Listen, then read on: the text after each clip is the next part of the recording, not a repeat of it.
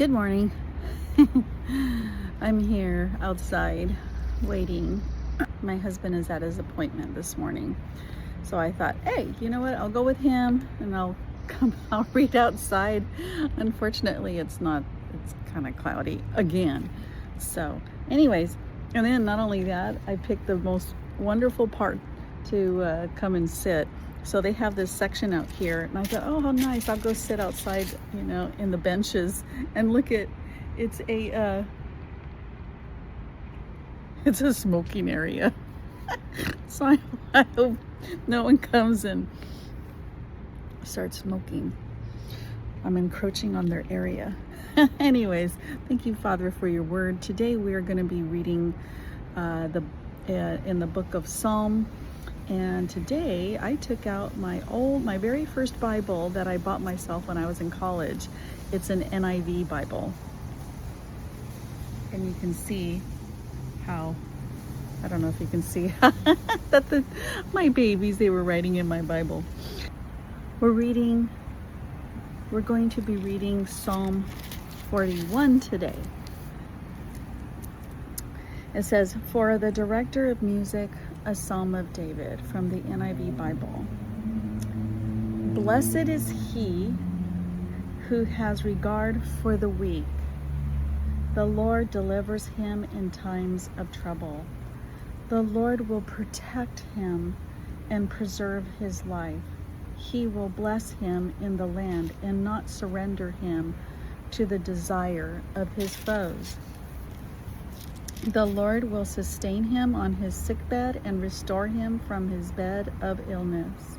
I said, O Lord, have mercy on me. Heal me, for I have sinned against you. My enemies say of me in malice, when will he die and his name perish? Whenever one comes to see me, he speaks falsely, while his heart gathers slander. Then he goes out and spreads it abroad. All my enemies whisper together against me. They imagine the worst for me, saying, a vile disease has beset him. He will never get up from the place where he lies.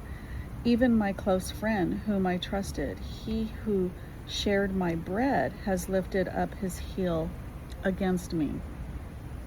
But you, O Lord, have mercy on me. Raise me up, that I may repay them. I know that you are pleased with me, for my enemy does not triumph over me. In my integrity you uphold me, and set me in your presence forever. Praise be to the Lord, the God of Israel, from everlasting to everlasting.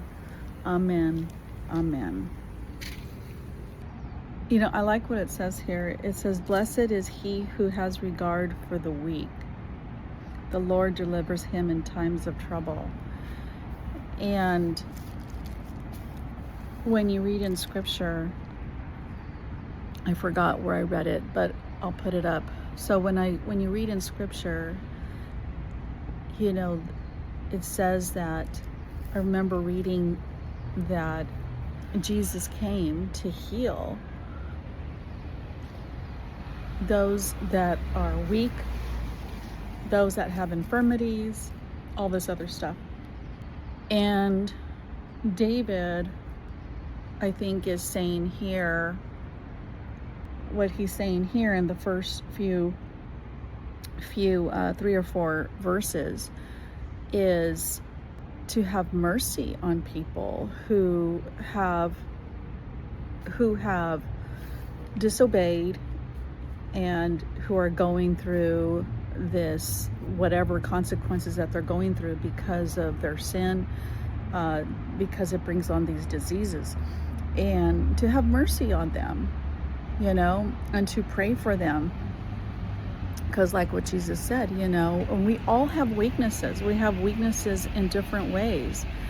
And so this is where David's saying that, look at, even like my friends don't even have mercy on me, and his enemies, and even his close and trusted friend, they're ousting him. And yet we all fall short of God's glory. We all fall short.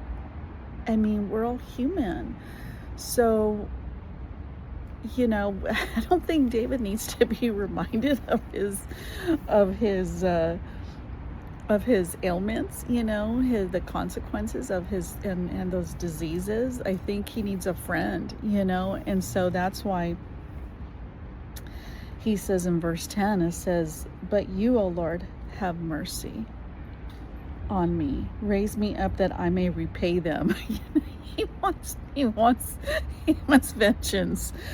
Oh gosh, Lord Jesus, help us.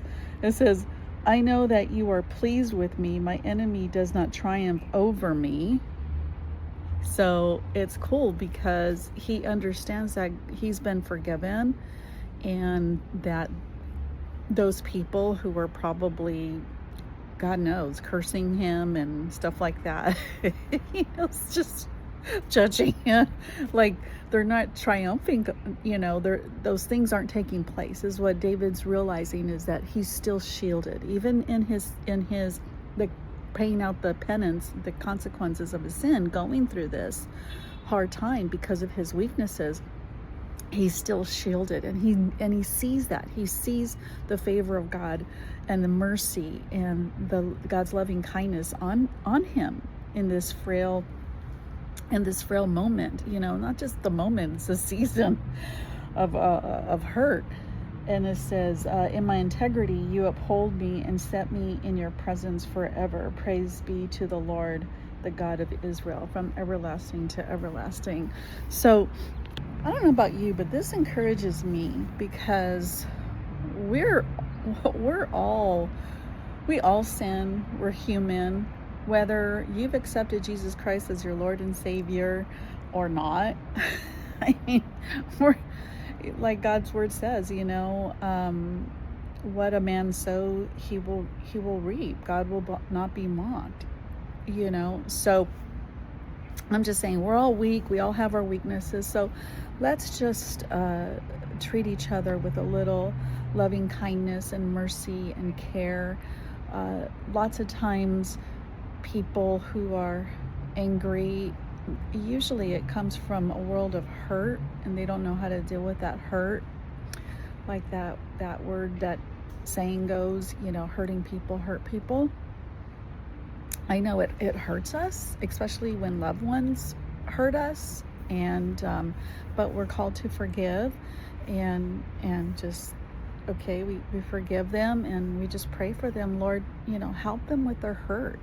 So that's one thing. The other thing is weaknesses. I've dealt with other people that are weak in certain areas, especially when it comes to family members, especially your own spouses, that they are weak in certain areas. So we have to be praying for them and sensitive to them in those areas, and just ask the Lord to deliver them, or